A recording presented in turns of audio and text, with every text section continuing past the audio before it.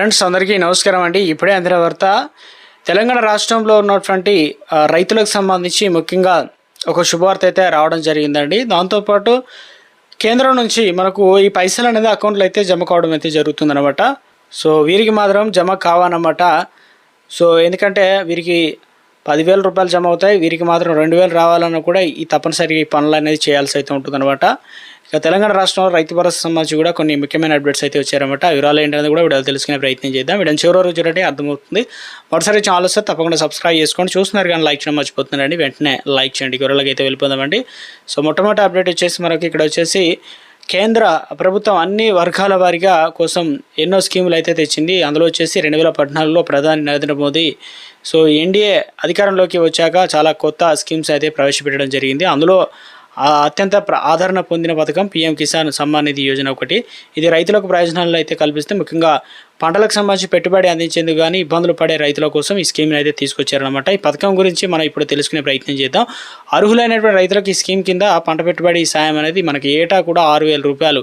దీనిని ఒకసారి మాత్రం ఇవ్వరు, మొత్తం 3 ఇన్స్టాల్మెంట్లు అయితే 4 నెలలకు ఒకసారి మొత్తం 2,000 రూపాయలు ఇలా అకౌంట్లో నేరుగా డీబీటీ పద్ధతిలో బ్యాంక్ అకౌంట్లో అయితే అదేవిధంగా పోస్ట్ ఆఫీస్లో అయితే జమ చేస్తారనమాట, డైరెక్ట్ బెనిఫిట్ పద్ధతిలో. ఇక చివరిసారిగా మనకు ఈ నెలలోనే మనకు పోయిన నెల ఇక ఆగస్టు 2వ తారీఖున ఉత్తరప్రదేశ్ వారణాసిలో పర్యటనలో మోదీ అయితే రైతులకు సంబంధించి 20వ విడత నిధులు అనేది జమ చేయడం జరిగింది. దాదాపు 9.7 కోట్ల మంది రైతులకైతే దాదాపు 20,500 కోట్లు ఇలా రిలీజ్ చేయడం జరిగింది. ఇప్పుడు ముఖ్యంగా చూసుకున్నట్లయితే ఇక్కడ ఎన్నో కారణాలు ఉంటాయి. అన్నిటికంటే ముఖ్యంగా కేవైసీ గురించి తెలుసుకోవాలి.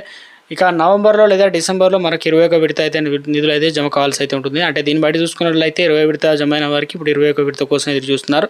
అయితే ఈ మధ్యకాలంలో చాలామంది మాకు ఈ కేవైసీ పోకూడదు అంటే కొంతమంది ఆధార్ కార్డు ఎన్పిసిఐ లింక్ లేదని చెప్పేసి కొన్ని కారణాల వల్ల మాకు డబ్బులు జమ కాలేదని చెప్పేసి ఇక ప్రభుత్వ కేంద్రం నుంచి వ్యవసాయ సహాయక మంత్రి ముఖ్యంగా 11 విడతల నుంచి 20 విడతల వరకు దాదాపు 9 ఇన్స్టాల్మెంట్లో ఏ ఒక్కటి రాకపోయినా మొత్తం రాకపోయినా 18,000 రూపాయలు జమ చేస్తామని చెప్పారు. తాజాగా వచ్చేసి మనకు 20 విడత కనుక జమ అయిన వారైనా ఈ మధ్యకాలంలో మిగతా డబ్బులు ఎవరికైతే 2-3 విడతలు జమ కాని వారికి 4,000, సో 5 విడతలు అంటే 10,000. ఇప్పుడు కొత్తగా కనుక 20వ విడత కోసం కంప్లీట్ అయ్యి ఇప్పుడు 21వ విడత కోసం ఎదురు చూస్తున్నవారు తప్పనిసరిగా మీరు ఈ కేవైసీ అనేది అదేవిధంగా ఇందులో మీ పేరు, లింగం, పుట్టిన తేదీ, బ్యాంక్ అకౌంట్, ఆధార్ కార్డు అన్ని వివరాలతో ఉంటుంది కాబట్టి ఇక సరైన వివరాలు అయితే ఉండాలి. ఈ కేవైసీ అనేది చేయని రైతులకు డబ్బులు రావని చెప్పేసి కేంద్రం పలుమార్లు చెప్తుంది.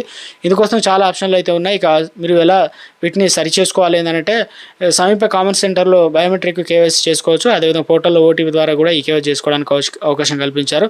ఇక పీఎం కిసాన్ యాప్లో కూడా ఫేస్ అథెంటికేషన్ ద్వారా కేవైసీ అనేది వీటితో పాటు ముఖ్యంగా bank account, Aadhaar card link అనేది చేయడం తప్పనిసరి చేయడం జరిగిందనమాట. సో ఇక ముఖ్యంగా చూసుకున్నట్లయితే మనకు ఇందులో వచ్చేసి పీఎం కిసాన్లో డబ్బులు అనేది రావాలంటే తప్పనిసరి కేవైసీ అనేది కంప్లీట్ చేసి ఉండాలన్నమాట. ఇక మరొకటి తెలంగాణ రైతులకు సంబంధించి మరో గుడ్ న్యూస్ ఏంటని చూద్దామండి. తెలంగాణ వ్యవసాయ శాఖ మంత్రి తుమ్మల నాగేశ్వరరావు కీలక ప్రకటన చేశారు. ఇందులో వచ్చేసి తెలంగాణలో యూరియా కోసం రైతులు అనేక రకాల ఇబ్బందులు ఎదుర్కొంటున్న సంగతి తెలిసిందే. అయితే ఈ నేపథ్యంలో మంత్రి తుమ్మల నాగేశ్వరరావు అయితే రైతులకు ఎదుర్కొంటున్న సమస్యలను నివారించేందుకు ప్రత్యేకమైనటువంటి చర్యలు కూడా చేపట్టామని చెప్తున్నారనమాట.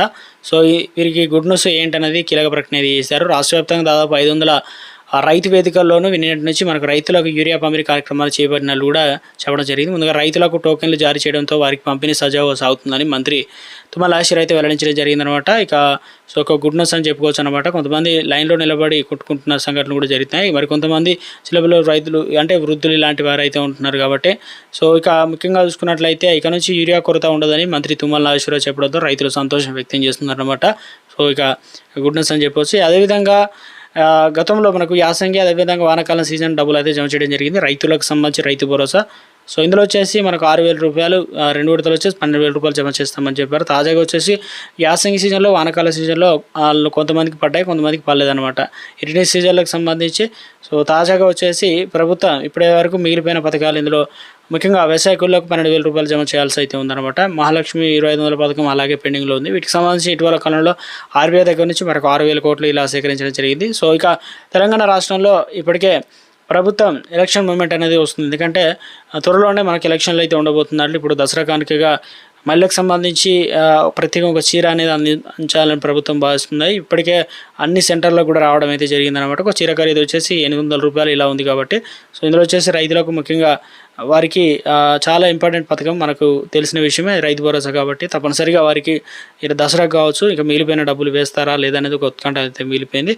సో చూడాలి, ప్రభుత్వం నుంచి ముఖ్యంగా రైతులకు సంబంధించి ఏదైతే వ్యవసాయ కూలీలకు గుడ్ను చెప్పే ఛాన్స్ ఉన్నట్లు తెలుస్తుంది. చూడాలి, ప్రభుత్వం నుంచి ఎప్పటికప్పుడు అప్డేట్ వచ్చినా తెలియజేస్తానండి. చూసిన ప్రతి ఒక్కరు లైక్ చేసి ఛానల్ సబ్స్క్రైబ్ సపోర్ట్ చేయండి. Thanks for watching.